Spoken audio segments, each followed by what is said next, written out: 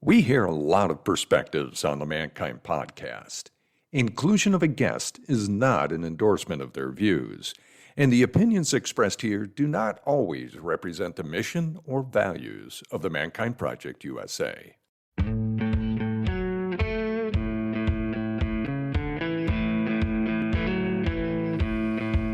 Looks like the rain has gone. G'day and welcome to another episode of the Mankind Podcast, the show where we break the molds of modern manhood to prove there's more than one way to be a man. I'm your host, Brandon Clift, and today's episode is all about men and burnout. Now, I don't know about you, but I myself have touched the stove of burnout twice in my life. Interestingly, both times came with the flu, and I don't believe the flu gave me burnout. I believe the burnout gave me flu because my mind, my body, my spirit, all of it was just completely tapped. Now, burnout is affecting a lot of people, not just individually, but it's affecting organizations that aren't necessarily aware, or in some cases they are, that they're overworking their workers.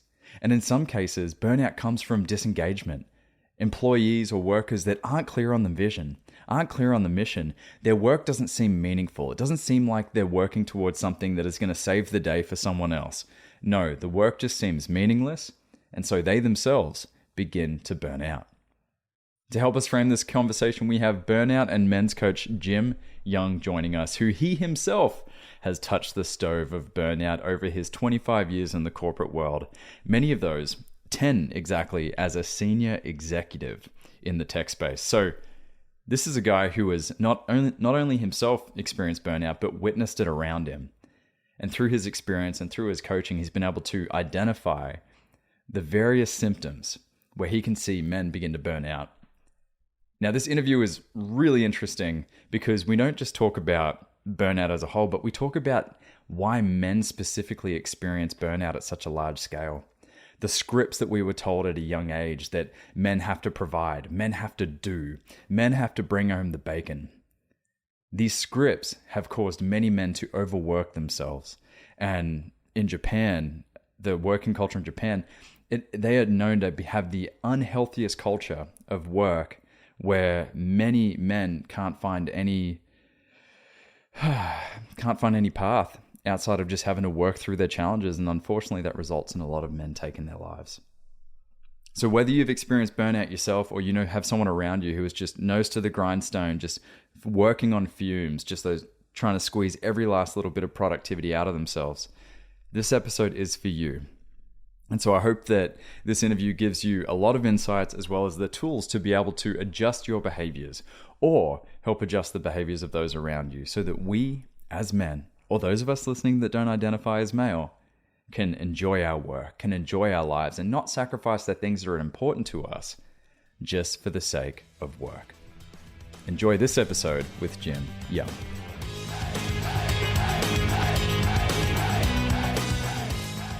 Jim Young, mate, welcome to the Mankind Podcast. Brandon, thank you so much for having me. I'm super excited to be here today. Yeah, mate, we're excited to have you. And I think it's a perfect way to kick things off in this first part of 2022 to talk about burnout, something that is so prevalent and so common in men, women, everyone across the board, especially nowadays as we kind of lean into the, trying to figure out what does my output equate to as a man?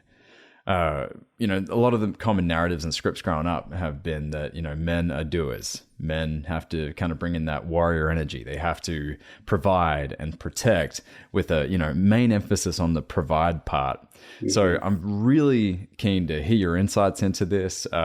Big thank you to Dr. Jolie Hamilton. She's been a favorite on this show. The two interviews I've got to have with her, and you came highly recommended by her with the work that you're doing. So Jim, take a quick moment to introduce yourself and we'll get stuck into it. Yeah, well, first of all, that's high praise to have Jolie recommend me. She's just a dynamo. So my name is Jim Young and I'm a men's burnout coach. And I only claimed that title about 6 months ago. I've been coaching for several years and I realized that there's just not enough men out there talking about the fact that burnout is impacting so many of us. As you said, women, men, everybody. And my mission is to just help people make that normal, help men make that a normal condition that goes on, and help us find a way through. The other things that I am, because I like to be more than just a coach and a professional, I'm a dad. I'm a dad of 3 teenagers. My favorite job in the whole world is to be a dad. And I'm also a comedian. I do improv comedy, get up on stages and try to make people laugh, and also try to laugh at myself.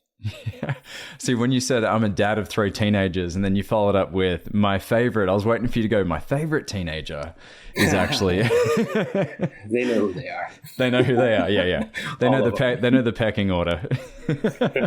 Yeah. Fantastic. Well, Jim, let's get stuck into it. Burnout.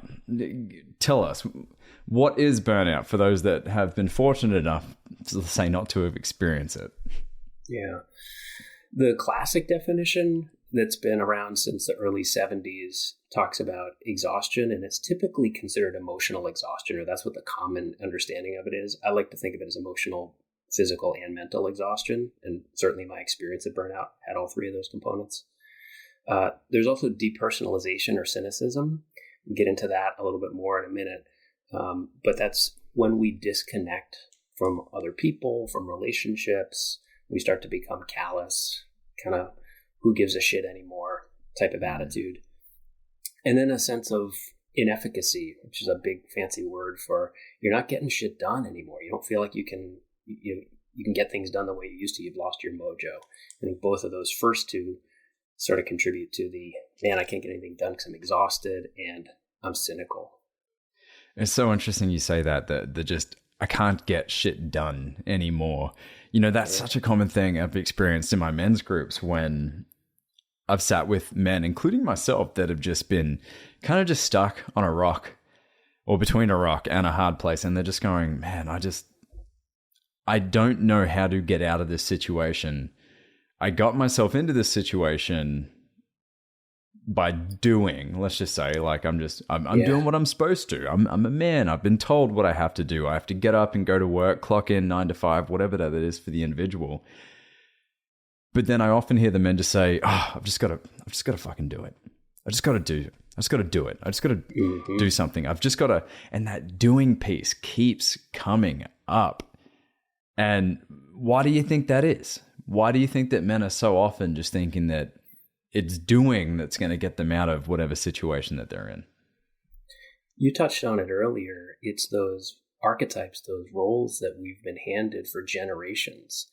The provider, the protector, all of those have a source of achievement and strength and stoicism and doing it yourself. Robert Brannon is an author who wrote a book called The 49% Majority back in the 70s. And he named these same type of archetypes. There's the sturdy oak, I do it all myself. The big wheel, the guy who just achieves everything. Give him hell guy, who is just tough and aggressive. And then the fourth one is no sissy stuff. Like, don't be weak. Don't reveal emotions. And doing is a great way to live into any of those archetypes.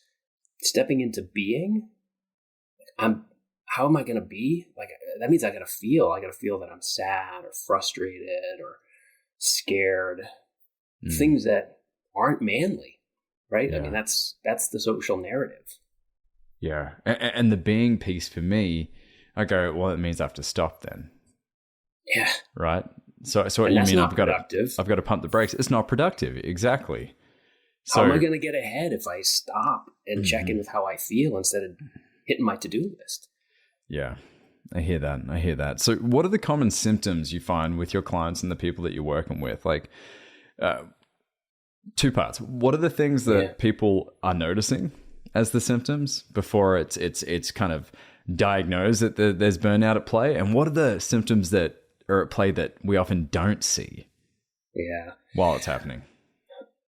Interestingly, the first thought that came to my mind when you asked that question is, a lot of my clients come to me through their partner, their wife, who are telling them, you got to do something. Like, they don't even realize it. But when they do, and those that do come to me and they know what's going on, is they're just feeling like they're always frustrated or pissed off. and that I can't get shit done. Like I'm just slow. I'm not myself anymore. And one of the common refrains I get is there's no space for me anymore in my life. I've lost myself. And some men don't catch that right away. That's certainly something that emerges over time as we do work, is to realize like, oh man, I haven't asked myself in a really long time, what do I want to do for myself? What do I want to give myself? And certainly acting on that isn't happening for a lot of the clients that come to me. Well, I know you said you said that you've had burnout yourself, you've experienced it. So I'm curious to hear more about what your experience was like going into burnout. And before we do that, you know, we say, I think now burnout is a term that can be thrown around quite frequently. Like, oh, I'm just feeling a bit burnt out. But not to take away any of the weight and the reality of what burnout actually looks like for many people. So, Jim, tell us your story, mate, about burnout and what your experience was and how it kind of gave you these insights. I hit the depths of my burnout about 7 years ago. I was recently divorced. I was working in a pretty high pressure job. I was in senior leadership in a tech startup. My grandmother, who was essentially a second mother to me, was on her deathbed. And so I had all this stress going on, trying to figure out how to be a single parent, trying to succeed in this business, climb the ladder. I was really close to reaching the pinnacle role that I'd been aiming for years. And this dear caregiver in my life was dying. And the thing that pushed me over the edge was I had this crisis with a client at work, and I had to work my ass off. I was pulling all-nighters. And I just hit a wall eventually, shortly after my grandmother had died. And I remember just being so dizzy, so lost in this total fog all the time. I didn't know up from down. I was really struggling to connect with anybody, and I was holding all this pressure in until one day I walked into my boss's office and I said, I just got to go. And I'm not sure when I'm going to come back. And I ended up just taking an unpaid leave for about a month to just get my head on again. Yeah. And what did that process look like, getting your head back on? Like, were you clear on what you needed to do to kind of heal those wounds and to soothe? Or was it like, I'm just going to get shit-faced and see how far I can take this thing? Yeah. I mean, at first I had no fucking clue what I needed to do. I knew I needed to not be doing whatever it was I was trying to overdo. I spent some time going to visit some family. There was some grieving that I hadn't done that I got to do during that period of time. I spent a little time with my dad, who's somebody I don't have a big relationship with or haven't over the years, and connected with him in a different way. Met with a mentor a few times, but a lot of it was I just didn't do. I just allowed myself to not have anything on my list for a while and sit and kind of be with things. I was working with a therapist at the time as well, and he was really helping me dig deep into some of the big beliefs that were going on for me at that time, and the things that were causing me to be in that pattern of, I just got to do it all, and I don't need to let anybody else in on the pressure, the strain, the pain that's going on for me inside. Yeah. Man, I tell you, it brings me back to a experience I had personally. Back when I was living in Australia, I had a gym and I had some employees, and I had a fantastic, humongous ego tied up in all of it. And I was fortunate to have been running that while having discovered the Mankind Project, and I was sitting in a weekly men's circle. Yeah. And I would come each and every week to this circle, and I was reminded by these older fellas, much older than I, kissed by the silver mists of time, who in my mind had nothing, no piece of wisdom that they could, tell me, because I was, I'm a go-getter. I'm making money for the first time, and I'm like on the scene, and people kind of are learning who I am with this new business. It's exciting. People are giving me attention and praise.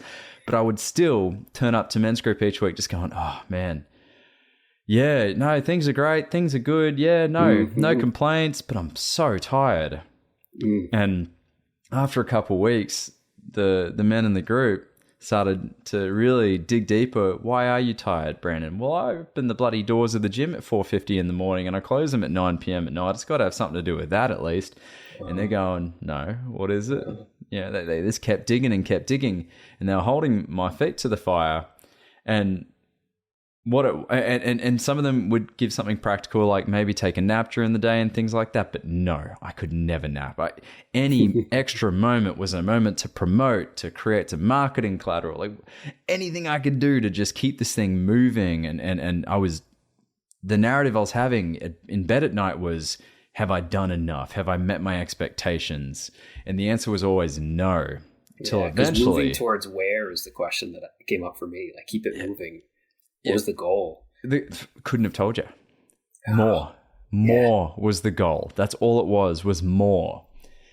And eventually it came to a point where I just felt like I was breathing through a straw because I couldn't separate myself from my work anymore. The men in my group made that clear. Again, these are men much older than I that have been married and they have had plenty of careers, and they just knew better from their experience to be able to witness what I was going through.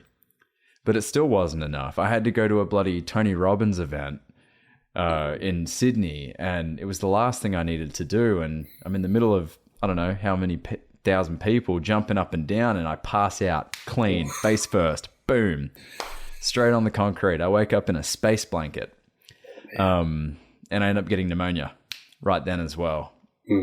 Having to fly home 2 weeks on my back. And it was such an aha and a wake up call that my body decided to turn off. Just because it knew. It's like tapped. I'm done. And it was one of the first kind of ahas and awakenings of like, man, this is not sustainable. I can't keep this up. But the only answer I had to a solution was to go with the lowest hanging fruit, which was to just crank up that warrior archetype and just keep doing. And it was in the discomfort of stopping where I learned that, perhaps the axe needs to be sharpened. But I can tell you right now, 5 years later, even today, it's still challenging to do that. It's still challenging to stop and be. So those messages haven't been turned down by the culture. Those are generations old. Those drum beats are still loud. I run into them myself. I'd be a hypocrite if I said I didn't still have to manage my own burnout. Is that I can easily, and we were talking a little bit before we started taping, that I'm sitting there looking like, oh man, I gotta live up to all the previous hosts that have ever been on this show, and and that's not just any one of them. It's like all of them combined. I gotta have more wisdom than that, right? Like this hamster wheel of like, I gotta prove myself. I know it's a fallacy, and yet it still tugs. There it is. I've got to prove myself. Yeah. To who? Okay, there you go. To who? So obviously confidentiality is important in your line of work, but give us some insights into the kind of the men that you're working with. What are they saying to you when they're at these kind of crossroads? They realize that what they have been doing is no longer working. Perhaps it got them here. Yeah. It got them to that point in their career. But what are those conversations like when they're just thinking, what do I do from here? Yeah. I'm looking at an amalgamation of clients, right? So there's a thread that runs through a lot of the guys that I work with run companies. So they've built something. They were really good at something, and they got so good at it that they could start to provide for other people and build a company. And one of those common threads that I see all the time with them is that they are so other focused. They're so, let me just do everything for everybody else. And then one day it hits them that they're lost. They've lost themselves in the entire business. And they realize usually that there's some survival mechanism from super early in life that was a role that they played, to keep their family happy, to keep a parent from freaking out, to navigate some other relationship, that who they are is still who they were. And they never stopped to inspect that. They never stopped to say, like, hey, do these things that I believe about what's going to keep me happy and safe actually still apply? And do they still work in this setting? Yeah. That's such a common experience, right? Especially in this line of work, working with men. And especially at the Mankind Project, a lot of what we do is ask those questions of, well, who taught you this? Number one. And number two, how did you adopt those behaviors or beliefs in your own life, and how have they kind of turned out? It's great documentary. This is an unpaid advertisement for Will Smith's new book, titled his name, Will Smith, Will. Yeah. And he goes into his kind of humor, this showman, this ability to captivate an audience and keep them inspired and entertained with his imagination was his survival mechanism from when his mum and his dad were fighting. Yeah. And getting physical. It was, he would go off into his imagination and create these other worlds and perform where his sister would flee and his brother would fight. They kind of created their own survival mechanisms. And he, writing this book at 51 years old, it's coming, he's now putting pen to paper to go, oh, wow, this thing that has made me famous also has two sides to it.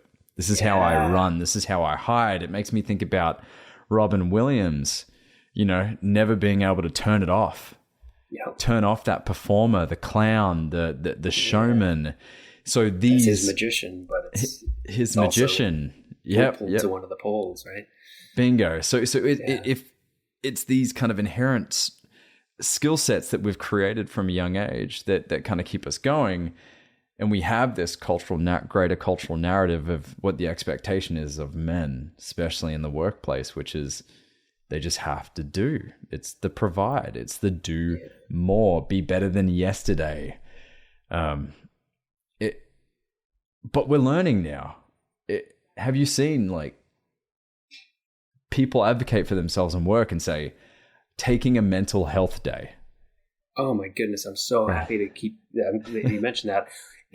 It's starting to show up more and more.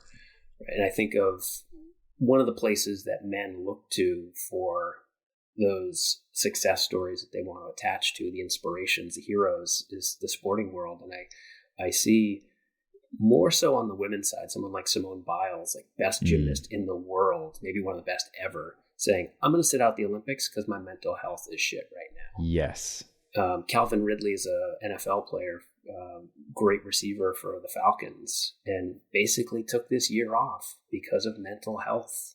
He needed, we would never question, like, he's on the injured reserve list because he tore up a knee, but he's out because he tore up his head.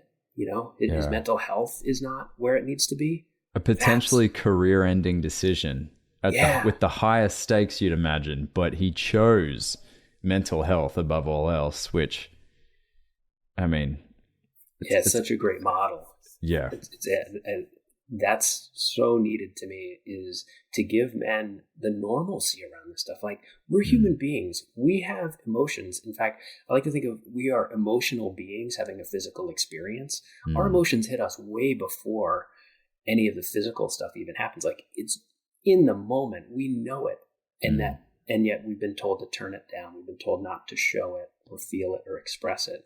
And so when people like that, who are in the public eye, say, I need a break. Will Smith puts out a book that talks about, I haven't read his book yet or seen the movie, but, I've got this shadow side to myself, and I'm working on integrating that with the gifts that being a comedian, an actor, a performer have given me, but they're also my defense to hide.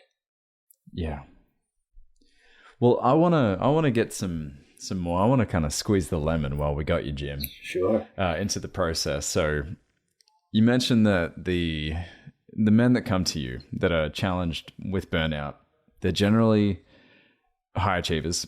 They generally got a lot of responsibility. And what you're saying to them is, all right, we need to get off the kind of doing train and start to focus on the being element, stopping, introspection, going inwards, what's the pushback look like? Because I'm sure men are coming to you going, well, I couldn't find the pill for it.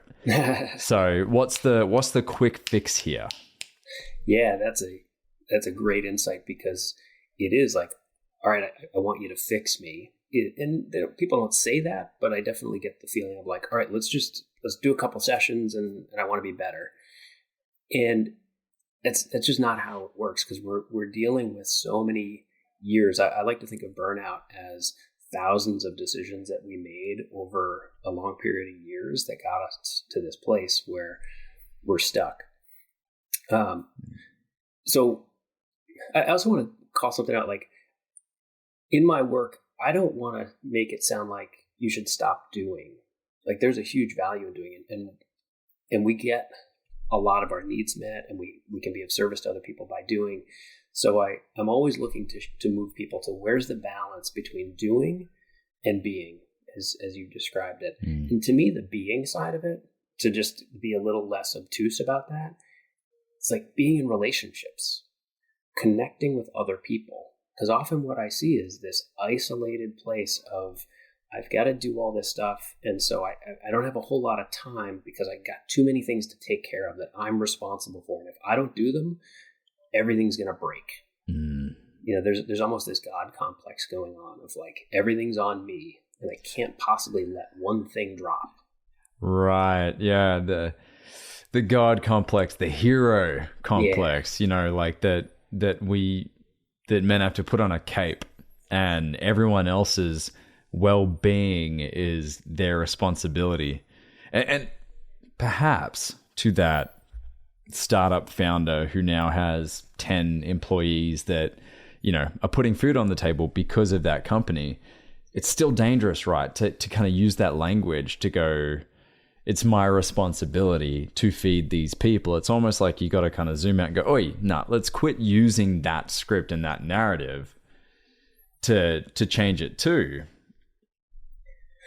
How do we change that to we? And that's a conversation I'm having with my clients all the time, is how do you bring it into a we conversation where you get to right size yourself? Like, yeah, you're a leader and you've got special skills and strengths, and let's use those. But let's not overuse them to the point that you're cutting all these other people off and you're not letting them contribute. You're just taking things on yourself.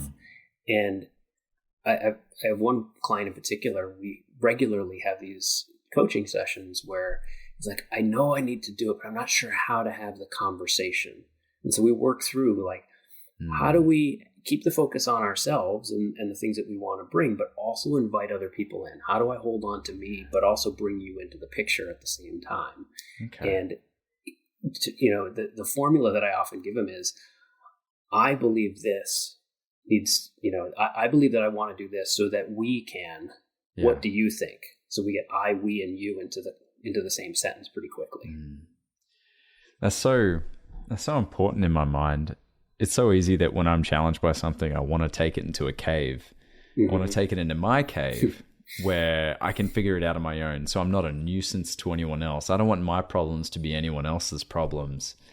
And oftentimes I've learned in the sharing as people have gone, I was waiting for you to let go of some of the responsibility so I could carry the ball from here. Yeah. I also wonder, Brandon, like, is there something in there for you about like even having a problem and letting somebody else know that there's an issue with that? Yeah, because if I speak it to someone else, then I have to admit that it's a problem for me. Yeah, like you can't handle it. Yeah, sometimes I want to just numb and forget that the problem's there, sweep it under the rug, let's just say. But as we know, it always makes its way to the surface. It'll always come back. It makes me think of some incredible processes I've witnessed over the years that I myself have been the focus on is, you know, that it's all up to me. I've got my cape on. I'm the hero. It's all my responsibility. It's my fault. I got myself in this place. I can get myself out. Yeah. And then what a facilitator might do is grab, you know, identify what one of those things is, responsibilities, and then they'll point to a man in the room to come over and put a very heavy hand on the shoulder. And then it's up to me to put food on the table. Okay, well, who's food on the table? Grab another man. That man walks over and he leans on the other shoulder. Uh-huh. And before you know it, you got 10 men leaning on you. And it's just the legs start to shake. And next thing you know, it's down to the knees. Next thing you know, it's down on the hands. It's face down, belly down with 10 blokes laying on top of you. And the reality sets in of all that responsibility, all that chosen pressure and those chosen stakes to carry, to finally realize I can't carry this anymore. Yeah, it's amazing too. In that, I love that description of that exercise, because it's probably not really difficult. It's actually, I bet, really welcomed for those other guys to get up and come over and help you see in that situation what's going on. The help is there. It wants to show up, but we got to ask for it. We got to ask for it. And so you said you said the I, we, you kind of model. Yeah. That's what those conversations kind of look like. So let's simulate it. Sure. Let's simulate that kind of conversation. And so let's just say I'm really challenged at work right now, both with disengagement and when there is engagement, there's a lot. Mm-hmm. There's a lot. It comes in waves. If you're enjoying the Mankind podcast, how about checking out an online men's group? Imagine a brotherhood where men really listen and support each other to be the best of who they are. It's free, confidential, and facilitated. Groups are available multiple times every week. Just go to bit.ly/open men's group to learn more. I'm kind of going through that. I don't want to bring it from the boardroom to the bedroom. I don't want to bring it home, but I'm noticing it start to leak into different facets. At the end of the day, I don't want to do anything. I don't want to go for a hike. I don't want to go exercise on a mountain bike. So where would you start from here? And of course, right now I'm taking that free coaching. I get to get psyched in this seat. It's great. Absolutely. So I want to take it to not the place you started, but you said, I don't want to take it from the boardroom to the bedroom, because we do. We take ourselves wherever we are. And if we're carrying all this heavy stuff at work, so you come home and you've had this day where you're feeling either sluggish or overburdened, whatever it is. And you're like, I want to go for a hike, but I just don't even have it. Right. So you're home with your partner, right? What usually would happen in that moment? Yeah. She'd want to do something. She's the Energizer Bunny. Like, let's go for a hike. Let's go see some friends. And I'm just like, no, I don't feel like it. I'd rather just sit on the couch and do nothing. And then in that space of disagreement, what comes up next? Generally she's disappointed. She'd be disappointed by that. Because I'm not this willing participant to go on this adventure as well. Yeah. So I'm thinking about, there's some feeling going on for you there that it sounds like you don't want to, like maybe you're shutting down. That's what I'm guessing. Is that a defense for you? Oh yeah. Yeah. I don't want to think. It's like, just quickly, let's break the fourth wall. I started off by going, let's come up with some scenario. And so we are talking about me, Brandon Cliff, January 2022. Yep. Hi, honey. So it's we're doing improv right now. Yeah, sure, improv. So it's a defense mechanism, because I just don't want to even think about it or go there. Yeah. So in that moment, like, I'm guessing you both want connection, right? She wants to go for a hike with you. You're sitting there with a hard feeling, and I'm guessing you want some, something from her that you would appreciate, some validation, some recognition, like something to help you feel a little bit better. So I'm just going to play with what I know so far and keep this a relatively tight example. And it might sound like, she's asked you like, hey, come on, let's go for a hike. And you're like, I just want to sit on the couch. And she's like, what's going on? What's wrong, honey? Right.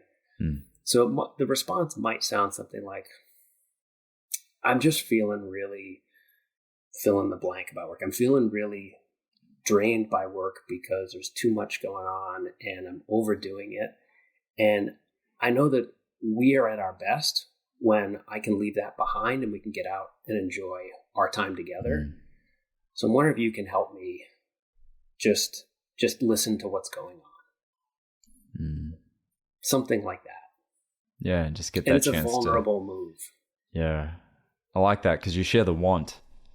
Yeah. I want to be able to enjoy the hike and not think about work, but there's some stuff that I just want to get out. Yeah. And share and I don't even know how to do that, but I wondered if you could just talk to me about it, or you could just sit here with me. Isn't that so interesting? Because I feel so grateful. I've probably got the most willing participant for anything like that in my partner, Christine. That's great. And yet it's so easy for me to just lock that stuff down till eventually she's like, "You're boring. I'm going to go hang with my friends." And so, yeah, it's such an easy thing to do. I think, well, not just as a man, I'm sure there are a lot of women and non-binary folk out there that can relate as well. I want to know, Jim, what are your practices that keep you in check, that help you kind of gauge the temperature to know where you are in your work and your personal life and the harmony between all of them? I'm a really big values person. I know my core values and I want to live by them, because I know when I'm not living my core values, that's where my stress comes in. I say I'm this person, but then I'm doing this other thing. So I have a few practices. One is, again, no promotions here. We're not getting paid by James Clear, but I'm a huge fan of his work, author of Atomic Habits. And I use his journal, and it has a section in it of one line per day. And there's a writing prompt that you choose for the month, and you get to create whatever prompt you want. So I use that as a way to keep myself grounded in whatever I'm trying to build into my life. So if I'm really trying to live into a value, or I'm trying to reinforce something new, every day for the month of January, I'm going to write on whatever that prompt is. One line at the end of the day. Small things every day to remind me of who I am and who I want to be and where I'm living outside of that. And then a related one that I just built into the journal myself is a monthly values check. And I just look once, the first Wednesday of every month, the calendar reminder that pops up that says, do your values check. And I look and I say, okay, here are my 6 core values. And how am I doing with those? Am I being a great dad? Am I taking as many risks as I can to grow? Am I creating as much fun as possible? And so on, so that I can see, am I being the person that I know that I want to be and when I'm at my best? So it's that good. Go ahead. And just if not, then it's like, okay, now I've got some intentions. This is what I'm going to change now. Sure. Yeah, just checking in with yourself is such a necessary and powerful thing. And admittedly, I've kind of fallen out of practice with journaling, and I feel like that morning and evening check-in has been so fundamental in my growth and work in the past, to just do a checkup from the neck up and check in with my heart as well, and just go, man, what's working, what's not right now, and who are those within my circle that I can lean on with this? Who can I bring this to? Who are the mentors? And well, that's another one I'd love to bring into the conversation. Like, who's in my circle and who am I connecting with? So I'm not just checking in, check up from the neck up. I'm actually going hard outwards too. And bringing intimacy into my life, because to me, that's where the juice is. You talked about the squeeze the lemon. Well, the juice to me in the lemon is in intimate relationships, which is me and somebody else outside of me who knows me and trusts me and feels with me, and I get to do the same thing with them. Well, Jim, interestingly, you talk a lot about intimacy online. I've noticed on LinkedIn and in your blogs as well. I also know that you're writing a book at the moment centered around intimacy. And so tell us about the book and where your motivation is to talk about intimacy, and how does that link to burnout and the work that you're doing with men? Yeah, thanks, Brandon. So the book that I'm writing has been bubbling up in me for years, and last fall it bubbled over, and I said it's time to write it because I saw what the pattern was. I've been trying to understand, like, how do I help people best? How do I help men especially best deal with burnout, which was something that caused me so much pain in my life for years. And I've gotten past it. I mean, I'm still a recovering burnout victim. I always have to keep working at it. But what got me out, and it took me a while to realize that what it was intimacy, that I started to go from this really isolated place. Think about that achiever, that depersonalized man who's in burnout. They're not connected to other people, and they're just taking on more and more and more. And it's like we're digging our own grave. And what I was somewhat forced to do, I was on my knees. I just needed to change drastically or things were going to get really bad, is I started to reach out to other people. I mentioned when I did that month leave of absence, I reached out to my dad. I reached out to a mentor, a guy that I'd done some improv training with. I was talking with my therapist, another man. I hadn't done that in my life. I had not worked with other men because I was so afraid of revealing myself as not being man enough. And what I realized is I needed to let go of that story and that belief, because there were so many people, just like those guys who put their hands on your shoulder at that MKP event, right, that are ready to be there for us, but I got to ask. And when I build intimacy into my life, and I've got places to take those stresses and those worries and those fears and be safe in talking about them, then I can't stay in that place. I can't stay in that worry and let it build up, stay in that stress, let it build up to a place where I'm collapsing or I'm just shutting down, which was my mechanism. I would just shut down from the world. No, I'm fine. Everything's fine. Yeah. I'm good, and so developing this expansive intimacy with friends, with colleagues, with my kids, with my partner. I have an intimate relationship with my ex-wife, which might be a weird thing to say, but it's true. We share certain levels of intimacy, and there are a lot of different ways to express intimacy. So I'll pause there because I know there was a whole lot.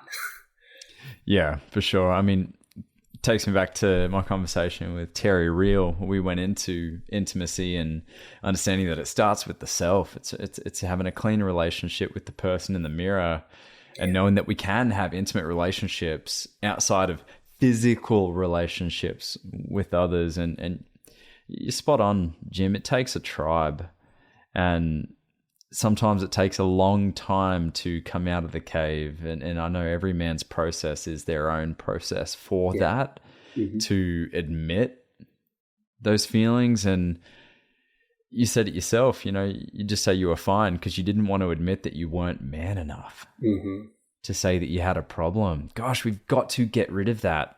Yeah. That cultural narrative that for men to show supposed, I'm holding up my parentheses fingers, weakness, it's just so damaging. It's not that you are weak. It's not that a man is weak if he is being challenged by feelings and where they are. I think the more we have these conversations like this one, Jim, and the more we normalize experiences like burnout, the more we can invite men to see that there's so many more facets to what makes a man than if they're tough and can take things on the chin. Yeah, and if you're tough and you can take things on the chin, then you're really ready to step into a conversation with somebody about emotions or fears. I had a conversation with my ex-wife this morning about a conflict around a tuition bill. We've got a great relationship, and I noticed my fear coming up, and I could actually see it coming up on her face as well. And we got through the conversation. It was kind of rushed. It wasn't at the right time, and we did okay. And then we both came away from it, and I realized, all right, I need to let her know that this is going to be fine. And I need to apologize for bringing up something on the spot that wasn't an appropriate time. I need to own my stuff.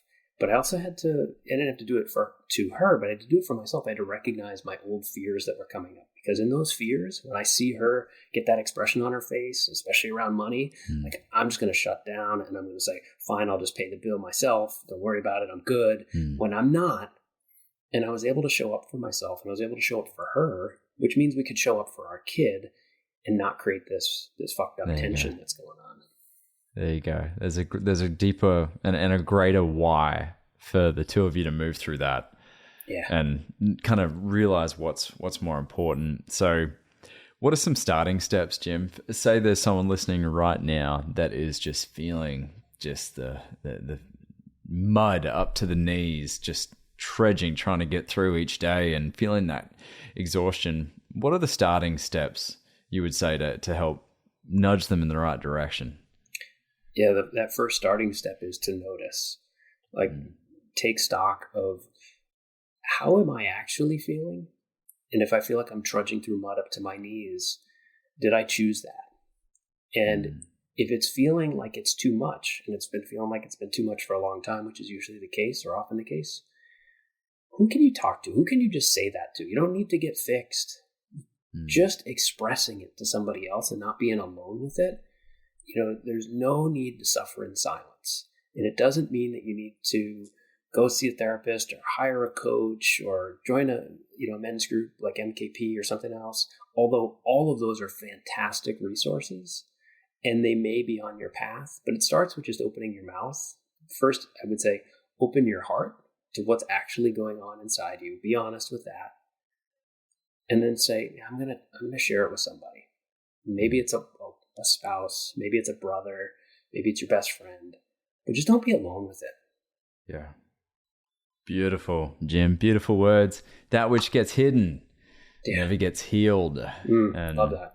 It's a great call to men to share and to know that there are those out there willing to hold space and hear and feel what it is that you're going through, perhaps even men that you've never even met in your life. There are groups, there are resources, there are people out there like Jim that are prepared to hold you through this journey.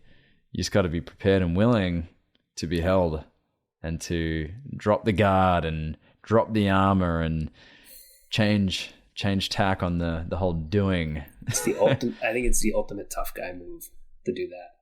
Yeah. Absolutely. That therein lies the key to toughness right there. Well, Jim, mate, how can we find out more about you and know when the book's coming out and keep track of what the great work that you're doing? Yeah, thanks. The best way to find me at any point in time in any place is my website, thecenteredcoach.com. The only social platform I spend a lot of time on is LinkedIn. You can find me there under the same handle, The Centered Coach, or just by my name. And the book's coming out in September. I'll be submitting my manuscript in about a month and a half, which means I got a lot of writing to get done in the next 6 weeks. And it'll be published in the fall, and I'll be posting a lot about that on LinkedIn and on my website as well. Fantastic, Jim. Well, mate, that's a huge undertaking to put together a piece like that, and especially in book form. So I look forward to being able to promote it when it comes out. And of course, to those of you listening, there are going to be links to everything Jim referenced in the show notes. Well, mate, any final words that you want to share with our listeners before we finish up? I did a series of 1-minute videos on intimacy for men about a year ago, exactly a year ago. And I would always close it with, let's get intimate, guys. Because I think a lot of the answer for the pain and the difficulty and the challenge and the stress we deal with lives in just opening ourselves up, taking a brave, bold move to be more intimate. So I encourage anybody out there, man, woman, otherwise, invest in that for yourself. Beautiful words, Jim. Well, to those of you listening, thank you so much for joining us today on this episode of the Mankind Podcast, the show we break the molds of modern manhood to prove there's more than one way to be a man. And I believe we've done that today, Jim. What do you say? I'd say so. Thanks, Brian. Beautiful, mate. Well, hey, until next time, and for those of you listening, we will see you next week. Lots of love. This has been the Mankind Podcast, produced in association with the Mankind Project USA. I have been your host, Brandon Clift, and I personally want to thank our guests for joining us today and imparting their wisdom from their experiences in this amazing journey called life. And of course, I want to thank you, the listener, because through your attention and your support, you make it a heck of a lot easier for us to let men out there in the world know that they are not alone and that there is more than one way to be a man. Special thanks, of course, goes to my incredible team, Marketing and Communications Director Boyson Hodgson, producer and editor of this episode, Michael Russo, who makes me sound so much more intelligent than I actually am, so of course, special kudos goes there. And if you've been enjoying the music throughout this episode and all of our episodes, check out Jim, Donovan, and the Sun King Warriors. I have links to them in the show notes. Now, the fee for this episode is simple. If you found gold and insights that you believe could benefit your loved ones and those you care about, be sure to share it with them. And of course, remember that life doesn't happen to us, it happens for us, so long as we rip the pen out of fate's hand and become the author of our own story. So my friend, pick up the pen and we'll see you next week. Lots of love.